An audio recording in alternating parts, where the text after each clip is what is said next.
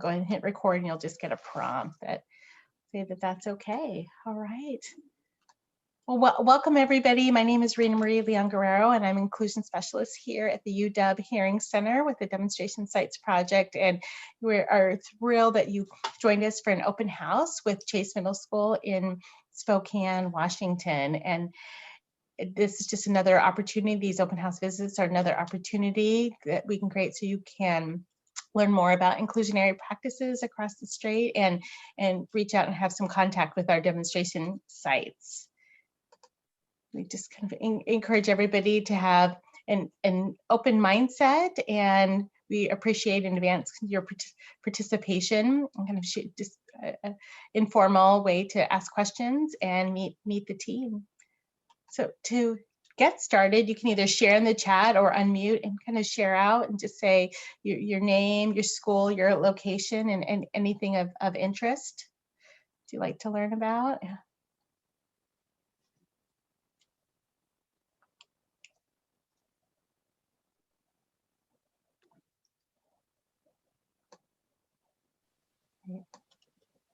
Well, I can go. My name's Mandy Kathy. I'm from Ray Reynolds Middle School in Pasco, Washington. This is our first year in existence as a school.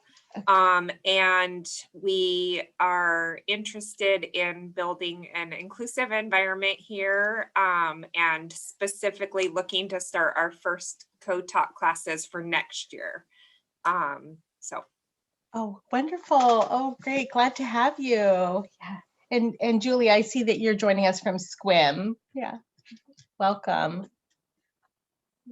I'm going to go ahead and hand it over to Heather, assistant principal, who will be principal next year at Chase Middle School. We'll kind of introduce the Chase team. Hi, thank you so much for coming. On our team, I'm going to talk about our team really quick and introduce them, and then I'm going to kind of walk you through how we got going on co-teaching, going down this path. And then our teachers are here to answer whatever questions you have. We definitely want it to be participant driven, so whatever you're wondering about as you go down this journey is what we want you to ask us. And if not, they'll just share like the things that they thought were important and that they wish they would have known before they started this process. So I'm just going to go by content because I don't know how everybody can see everybody on Zoom, right? So if we look at our ELA classes, for our ELA special education teacher, we have Mary Dalvett. And for our ELA, we also have Byron Harris, but he's not here, and he's also an ELA special education teacher. And then our general education teachers in ELA are Summer McLaughlin and Amy Whitside, who is not here. And then when we look at math, our special education math teacher is Zen Cronin, and she actually co-teaches on 2 different teams. And our general education math teachers are Sue Reese and Jenny Morris. So I'm just going to kind of start, I'm going to share my screen and kind of start with where we were and why we started doing co-teaching.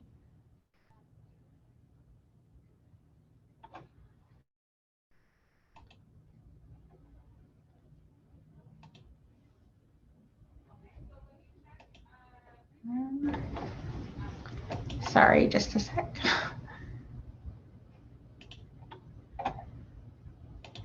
That is not. Okay, just a sec.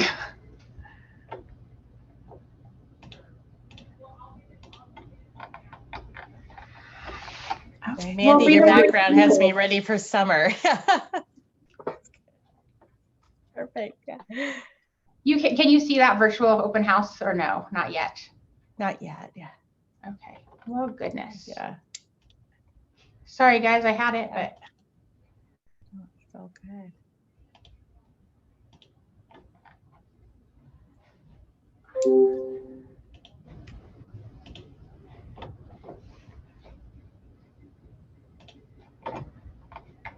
Okay, I'm gonna have David step in. Sorry guys, for some reason it's not a choice, is my share screen, even though Rena Marie and I did practice a little bit ago and it popped right up.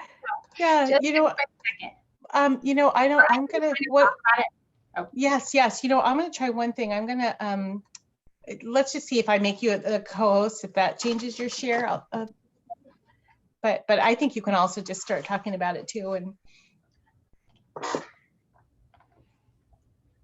Yeah, I think I'll just do that. So Yeah, basically, that sounds good. what we looked at, I didn't mute myself. Okay, so when we started going down this path back in 2017, we looked at our data, and we realized that our ELA students with IEPs were making about a half of a year's growth, and our math students with IEPs were making about a fifth of a year's growth. So we started looking at the research to see, well, what should we do with that, and what does the research say? And some of the research said that while special education teachers believe in the Common Core state standards, they do not believe that the Common Core state standards are beneficial for students with disabilities. And so that mindset was part of the reason that, like, we're not necessarily teaching the grade level content. And then as we talked to teachers about, are we doing the grade level content, or what are we working on in class? We realized that students would come up to our middle school classes, and their IEP goals would be like a second, third, or fourth grade goal. And so that was what the teachers were focusing on, is the IEP goals, and not trying to fill that in while teaching the Common Core state standards. So we looked at, well, what could we do about that? So we started thinking, okay, let's make sure that we're updating their IEP goals as they come in, so that they are a grade level IEP goal, and start teaching the Common Core state standards in both the math classes and our ELA classes. And as we were working on that and doing that, we noticed that it was happening in our ELA classes, and our students in 2018-19 school year made like 1.3 years growth. But it wasn't happening with Fidelity in our math classes. And so those students made about had a half of a year's growth. So we knew that we needed to make sure that the standards were being taught in every class, but we also needed to recognize that not every special education teacher could teach all the grade level standards in both ELA and math. So a lot to expect them to be content experts in both content. So how do we help support them is kind of where we're at with this. And so we decided to talk more about co-teaching. And as we started going down the co-teaching route, we realized that some of the things that you have to have with co-teaching is you have to have that common prep. So if the special education teacher and the general education teacher are going to work together to support students, they have to have time built into their day to be able to do that. So we made sure that they had that. Another piece was training. And I'm going to say that our teachers, they jumped into this without training. We did training as we moved through it, and we were continuing to do training. And we're just so lucky that we had teachers that were like, hey, we realize that this is going to be great for kids, so we're going to jump in and we're going to try it. And we just finished the co-teaching in 30 days we did a couple months ago. And I think our teachers can share a little bit more about that, just like how that helped their process also. And so I think that's the mindset that this is what's best for kids by having a content specialist and a learning specialist. The content specialist, obviously brings in that content knowledge, but that learning specialist brings in all the different techniques on working with students with disability, because there's a lot of different ways that we have to support kids with autism or ADHD or the different learning disabilities that come up. And so we were really, really lucky to have both experts as far as learning and content specialists. And so from here, I'm just going to let the teachers jump in, because since I don't have my PowerPoint, I'm just going to let the teachers jump in and share like what they thought was important, and any questions that you have along the way. If you put them in the chat or just unmute yourself, that'd be great. I think when we did our training in May, I'm Summer McLaughlin, it was every Saturday, and there was these two women that came in and they were teaching, or they were explaining how they co-teach. And I think the big idea that I took from that is that how different you can be with someone else and still be able to co-teach successfully. The person that I co-teach with is 100% opposite of me, and it ends up working out really well. And then she also, they both kind of got into, you can do two different things. You can be friends, or you can just be colleagues when you come in. And so, it gave us permission to figure out what we wanted to do and what would work out best for us and for our kids.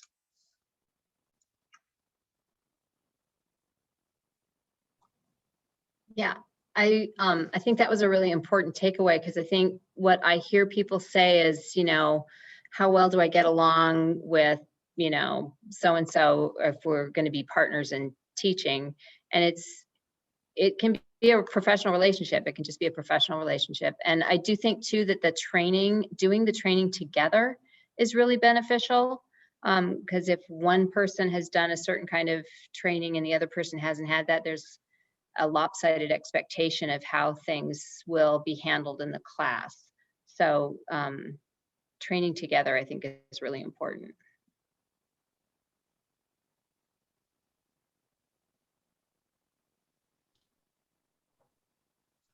I don't even know where to start. We just, like Heather just asked, and I've done it before in the past in a few different settings at different schools. And I agreed to it with one qualifying factor, that my colleague, whom I didn't know because I was new to this school and I hadn't worked with her before, I said, as long as she's going to be a classroom teacher with me. So I went into it with the expectation that we were going to be teachers together in a classroom and teach the kids as our class. We didn't tell kids that they had IEPs and some didn't, we didn't do any of that. If it came up, we talked about it and we just taught together. We started last year and that's when we closed down. So like by the time that she and I really had gotten into a decent, smooth working relationship, we had a common prep, which was super important for us because literally we sat down 2 to 3 times a week in the beginning on our common prep to plan together, do the math together, decide where the pitfalls were going to be for the kids that we had, and make those structures and put those things into place that we needed to do, depending what we needed. It could have been station rotation. It could have been that maybe we need to practice a little bit of skill. We decided those things as we were planted where we wanted to go. As we got farther in the year, we had to meet less and less. Like we could plan 2 weeks at a time and almost nail it, just do a little adjustment along the way. But up front, it took some time and definitely needed that common prep. I love having it because we can meet whenever. If we give assessments, we can meet, look at those, what are they telling us, and make decisions based that way. But then we closed down. We had to adjust what our roles were. Almost went back to like, I'm going to call this group of kids, you're going to call this group of kids, and we're going to see where we're going to get. But this year we started online, took on some different roles, and basically just traded off roles. If she got tired of one and I was getting burned out, we'd flip, and then we would just do this because that's all we could figure out online. I would say about now we're finally back into a routine, wouldn't you say, Zen? Just because we've been hybrid, so we've been trying to figure out exactly how to help kids through that process and ourselves. So I think jumping into it was something, we came in with different experiences, but we're doing okay, and we're just figuring that out. I can't wait till next year if she stays with us and we get to work together again and figure out our processes and get that going in the right direction for kids. I'm Jenny Morris, and I also teach with Zen. And so the common prep, like Stu touched on, is huge for planning purposes. But I think really just like, especially in math, when and well, in ELA too, like looking at breaking it down by, what standards, like what units, like we kind of talk about like how many different options we have in front of us as we sit down to actually dive into planning. You can't just you can't do day to day. Like you're not going to plan day by day by day. It just doesn't work that way. You go big picture, kind of outline about when we want what unit, and then what standards we want to hit. And then like what Stu talked on, I think the best part is really diving deeper of doing the math together, and then getting that other side of her expertise of saying, I think that, some students would really struggle with this aspect. I wonder if there's a different way we can approach this. Should we do a small group on this part? Should we pull, and all the different co-teaching strategies of bringing that in, should I pull these kids to a different room? Can we do it in a smaller group in the back of the room, or swap roles, whether one person is roaming, one person's taking the lead teacher all those different strategies of like, after we do the math, where do we see the potential pitfalls, like Sue was talking about, has been kind of crucial of who's going to step in and where, and looking at the big picture. And I'm Zen Cronin, and just by being able to work with Jenny and Sue, it's been really beneficial. I mean, I do have a math background as well, but I didn't have the training on the content that both of them did. And so it's just really neat to be able to it's kind of, even while I'm helping kiddos, I get to watch and observe when they're teaching, and I can pick up on different things, different strategies and stuff that I'm like, oh, okay, I get those aha moments, like, oh, okay, I can use this strategy for this kiddo. Last year I had one resource class, so I would pull in strategies that I was learning with Jenny and Sue, and they would be beneficial for those students as well, to be able to hopefully prepare them to be able to have them go into a co-taught class, and then eventually maybe even a non-co-taught class eventually. And I don't want to talk for you, Zen, but I remember Zen really being nervous up front about what this was going to be like for kids. And I want to call them her kids at the time. You know, now it's really an all-encompassing, it's our kids. What are we doing for our kids to move them all forward? And she definitely could see that clearly when they were in the classroom with the two of us, that it became, these are our kids. And, you know, literally it's like, well, I'm going to call these 5 and I'm going to call these 5, whether they have an IEP or not. There's no separation. It's just, how are we going to support these kids? What are we going to offer them? And that probably helped the most for all of us. And I hope that spreads building wide. It's an encompassing, how are we going to help every kid in our school get where we want them to get when we're done? I think too, in our classrooms, it helps to kind of bring in some of those things like writing in our planners every day, because some of our kids have IEPs that they have to keep track of.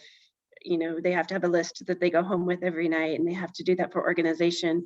And so we try and just build that in to our classroom, which is good for all kids anyways. And so there isn't the IEP kids need to do this and the others don't. There isn't that at all. Everybody does everything together because it's good for them. And that's something that we've, there are some supports that the district offers for students with IEPs, and we as a building have worked to make sure that everybody in the co-taught environment gets those same supports. And we've seen a lot of growth across the board as a result of that. I think one of the biggest ahas I've had is how much support is needed by students who don't have that identification, who don't have those IEPs, and they're just kind of fallen between the cracks a little bit. And so I think we've provided additional help to those kids and keep pushing them along. So that's been a benefit, I think. Haven't you guys found too that it makes leaders out of kids that wouldn't be leaders in other classrooms? Yeah. Like you see these really cool bonds. I know we had this, I just use this classic example because it was my first aha moment with 2 students. We had this girl that was a real bully. And I mean, she got in fights all of the time, and she was in co-taught because sometimes she didn't go to school. And then we had a student with Down syndrome, and we paired them thinking, oh my gosh, and it was perfect. She was so gentle and so kind, and they were just best friends. And it was really, really neat to watch them even out of the classroom. Of course, they didn't hang in the same groups or anything, but she kind of took him under her wing, like, you just leave him alone, or I don't know. It was cool.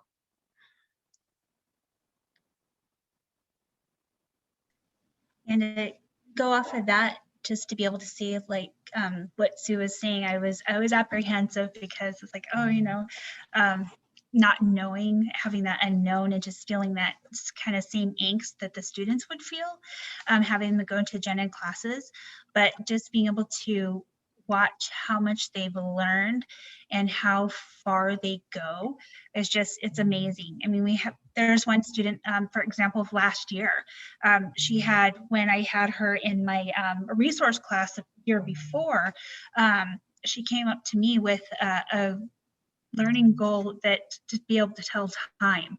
And it's like, okay, but she was way above that. And so it was just really neat to be able to have her in a co-taught class. And she was one of Jenny's and I's top students in the class, and just how quick she was picking up things. So it's been an amazing journey to be able to watch how far kiddos can go. And it's amazing being a special ed teacher and having that label special ed, it's amazing just to be able to work with other students too in the classroom, like Mary said, that don't qualify in special education services, but they do need to have that extra support. I think that's a good thing too, Lexi, or anybody else, Zen, kind of speak to the student kind of perspective of that, because I know we've also shared that you had students who were rising and coming into these experiences that hadn't been contacting core curriculum standards for their grade, and that was a different experience. And Ma was reminded how you said some students had come to you saying, I think there's a problem with my schedule, like this isn't my math class, but yeah, and how that changed their perceptions of themselves and their competence. And I know that even this year, with as rough as I feel it's been, we have a couple students that have math IEPs that are not going to necessarily, they have to be reevaluated, but they're definitely not going to need to be in a co-taught class next year. Just because of the confidence I think students get from being in the co-taught classes, it really makes them skyrocket. Mm-hmm.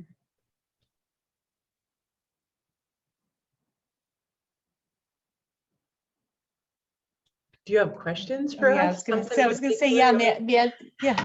Yes. I could keep talking, but you probably don't want to listen to me. Yeah, Mandy, what thoughts is this having, or kind of questions as you think about like starting this practice at your school and how to scale up?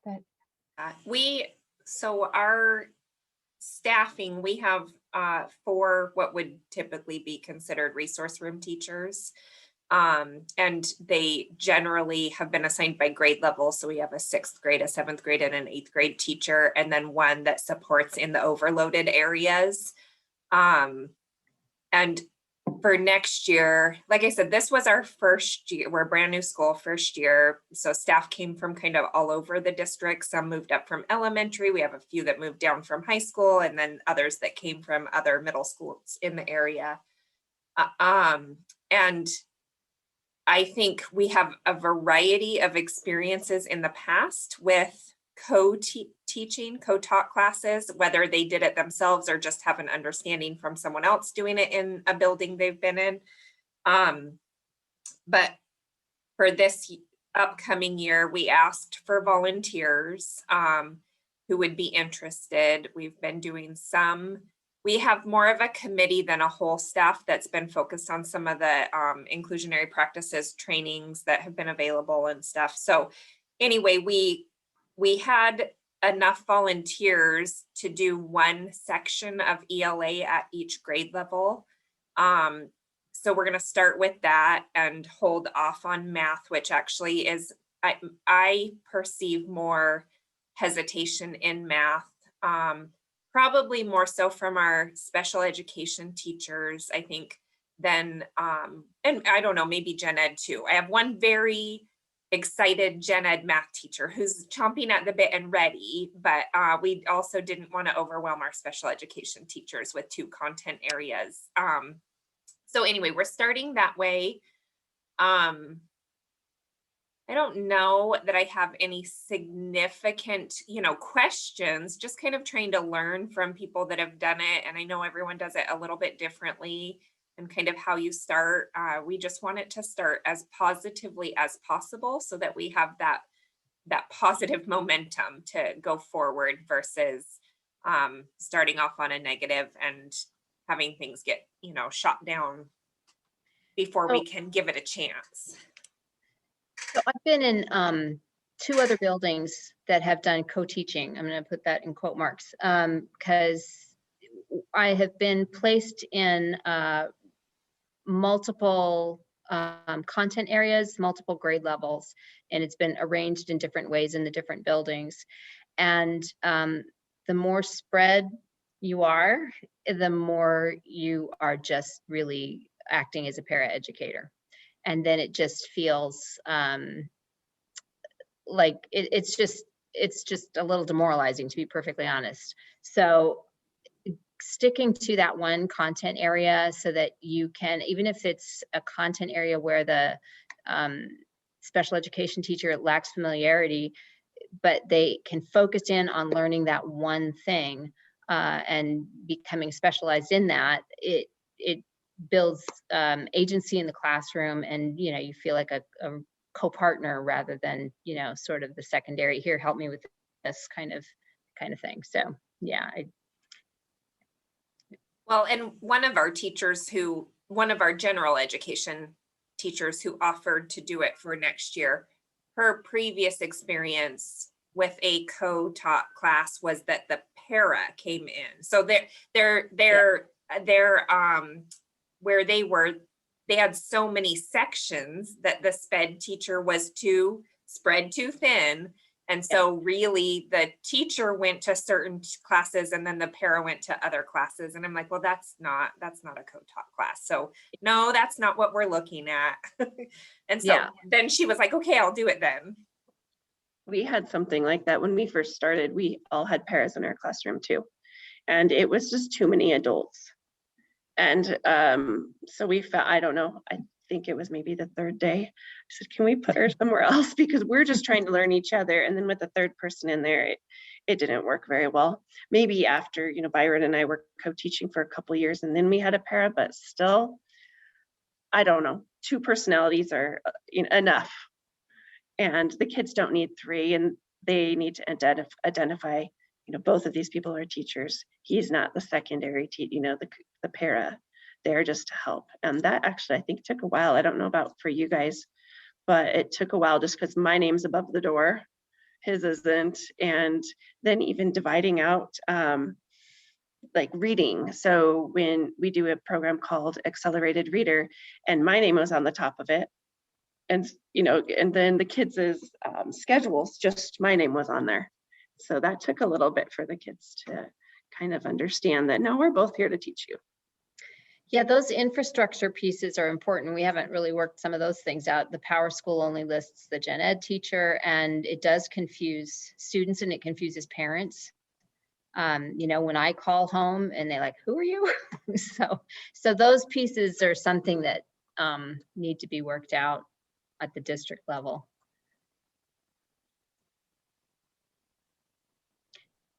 So also one thing that we, just in terms of the process of planning that year, one thing that we split up a little bit was, my gen ed co-teacher said, here are the goalposts that we need to hit for the English department. We need to get these assessments done over the course of the year. And my part was saying, here are the things we need to get done in terms of special ed. We need to do this progress monitoring, and that's got to be part of our routine. And so coming together, and that probably at the beginning of the year was our biggest piece of planning, was figuring out how that class day was going to look with those progress monitoring activities, and then moving toward those assessments that needed to be done for the district, and just framing that, and then we filled in between.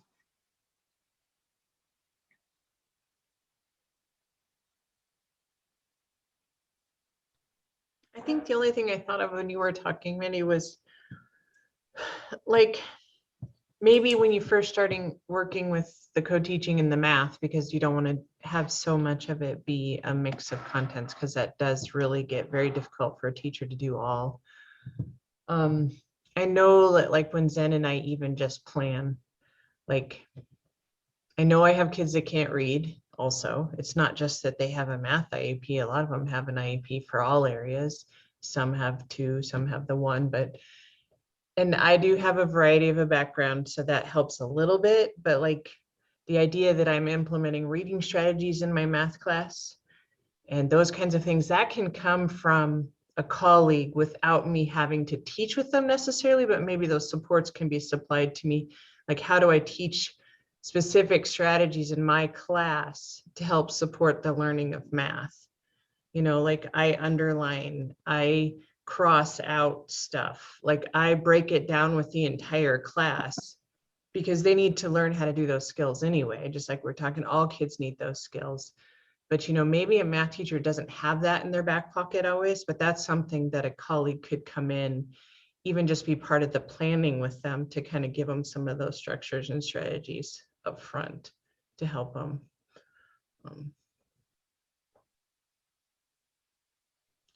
And I have to go, unless you have a specific question for me. I got to go help with the track meet. Have fun. Thanks. Yeah, thanks so much, Sue. Bye, everyone.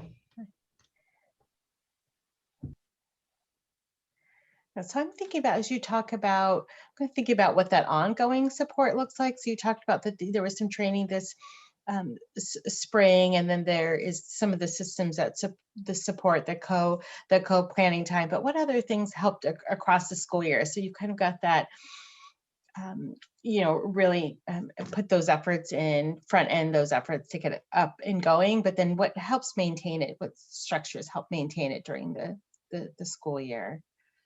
I would suggest continuing taking some of those, like the 30 days, the co-teaching, and what's it called? Co-teaching in 30 days. That training was nice.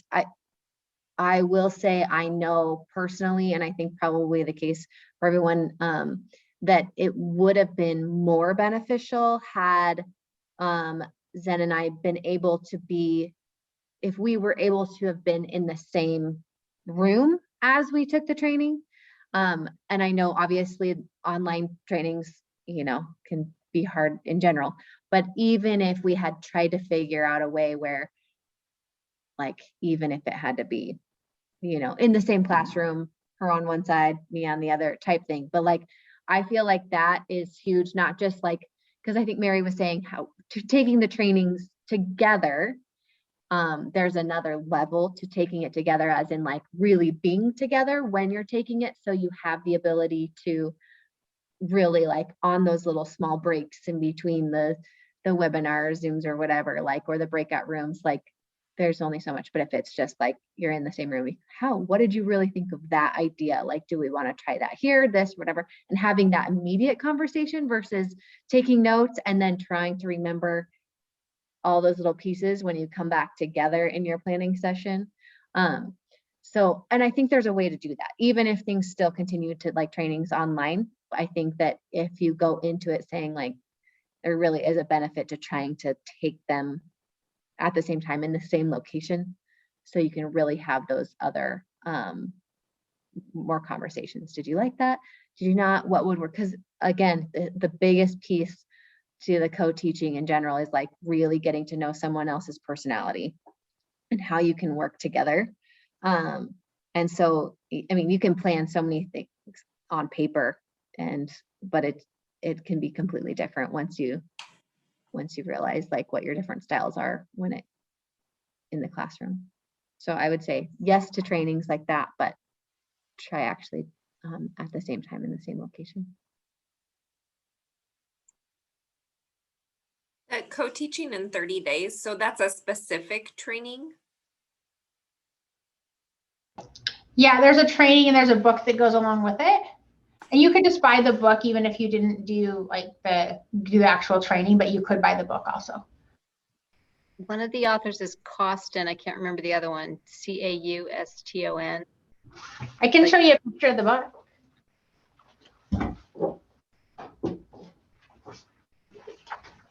This is our, I don't know if you want to take a picture of that or. Oh yeah, 30 days. And I just dropped a link in the chat too for you, Mandy. Oh, thank you. Okay. Oh, then that might be better than my. Yeah, that'll work. Oh.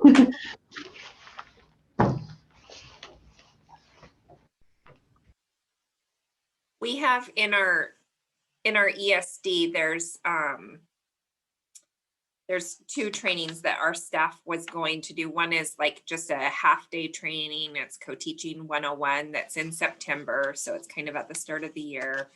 And then there's a cohort that they are going to register for. And so it's a once a month come together 2 hours after school. So we thought we'd do those as some supports and training as we get going.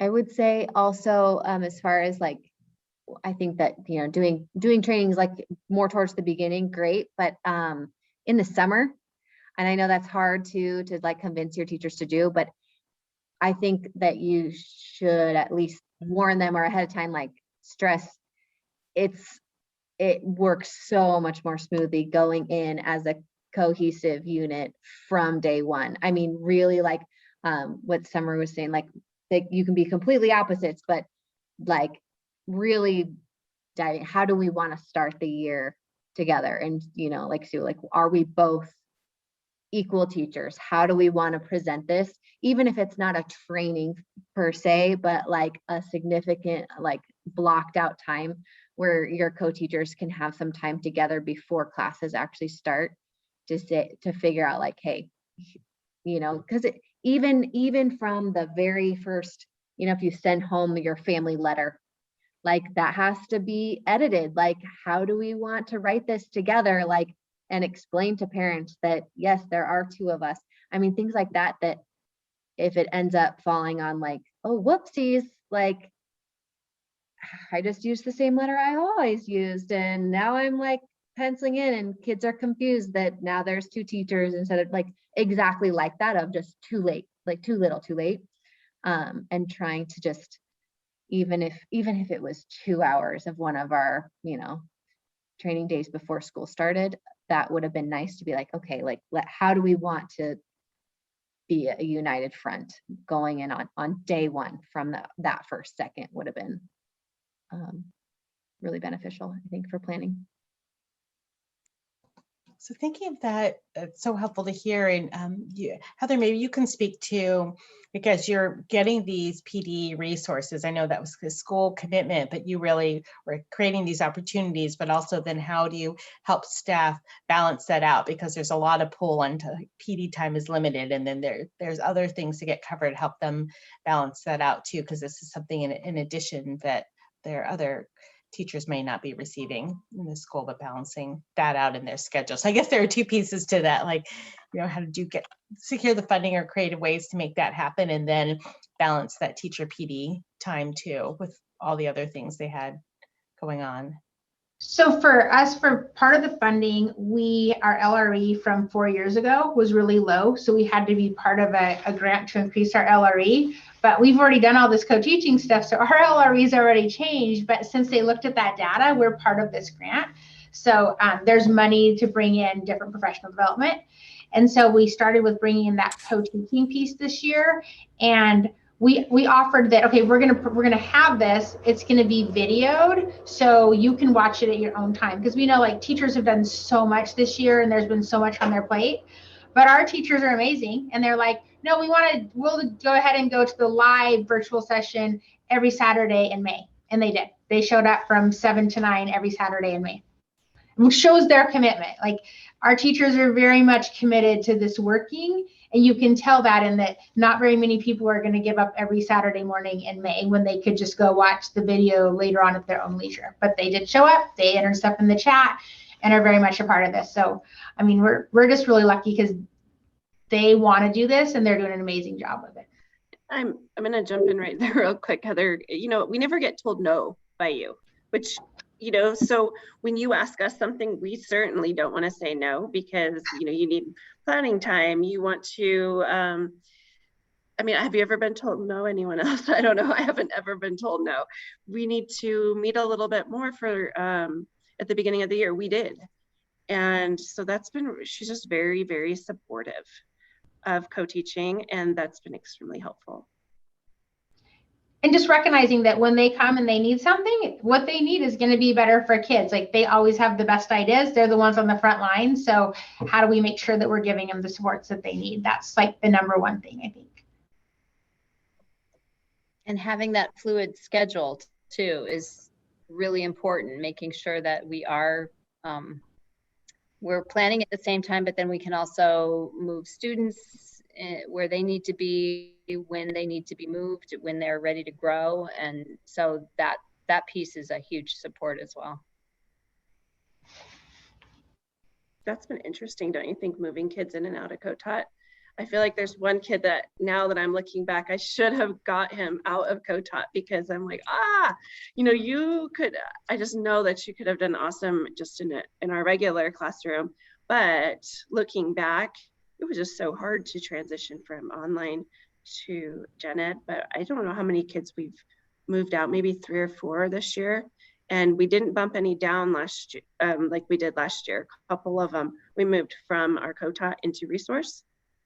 But primarily this year, we have moved them from co-taught into like my regular, I don't want to say regular classroom, but just with me there.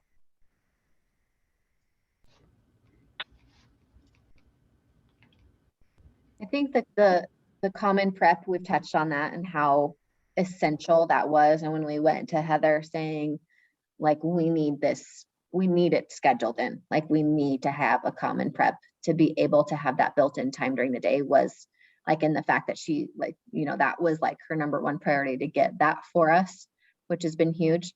But last time we also touched a little bit on also kind of explaining, especially sometimes the gen ed teachers need a reminder that our SPED co-taught partners also have their other obligations. So it's not like just because you have the same prep doesn't mean that you're going to be available and be planning every single day of the week during that prep time, because and sometimes, you know, I have to remind myself of that too, like, oh, you know, Zen has IEP stuff to do, and you know, all these things that are outside of, you know, my regular, like, oh no, we planned for the lesson, like, let's dive deeper. Well, no, I have something else I have to go do.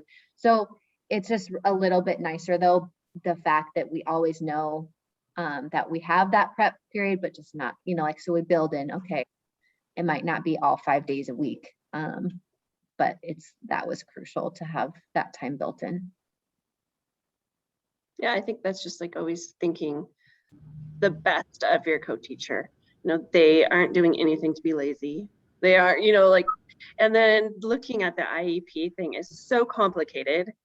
I have so much empathy for him, for Byron, because there's a lot to it.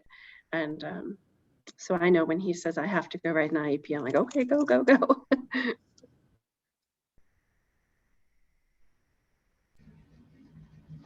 I think we're fortunate in a lot of ways because our master schedule actually has, I mean, all of our grade level teachers have the same planning time. So 6th grade all has the same planning time. 7th grade all has the same plan. So it's like it's automatically built in with the way our schedule works. So that's not something we have to worry about adjusting. And then as far as having fluid schedules and being able to make adjustments when necessary, I think that's kind of part, I mean, we're still new, so, and this is not the best year to judge anything on. Maybe we've been just super flexible and fluid because that's what was required this year, but I feel like that'll be fairly easy to do too as we identify that kids are ready for changes in whatever way they are. I don't think that'll be a challenge. So, and I'm also overly optimistic most of the time, so. Next year, we probably won't have to deal with the A and B schedule. And that was another thing. I thought, oh my gosh, if I recommend this student to go out of co-taught, then it's just a whole nother ball of wax with A-B scheduling. We made it to 5 days a week in person, so maybe you'll be there too. Good.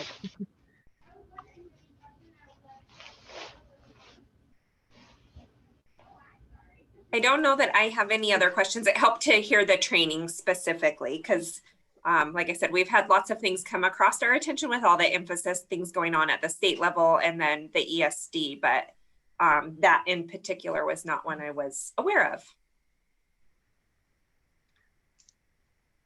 Thank you for being here. Yeah. Thank you guys. I'm sorry I'm the only one, a one-on-one session. Yeah, still pretty lucky. Yeah, no, appreciate those questions, and I apologize. My chats were just going out to the waiting room, so I hope all those links came. And I also shared, Mandy, a form to do a request to do a a visit too. So, as things open up and be able to come and kind of teachers come and see things in person and kind of what that looks like, and meet that too. So you can go. Oh, I bet our team would probably really appreciate that. Yeah, that'd be great. Yeah, to get to see it, and that raises more questions, and hopefully also just reaffirm some practices, some solid practices already in place. Great. We're excited for that part when we can have people come visit and we can go visit schools. Yeah. Okay.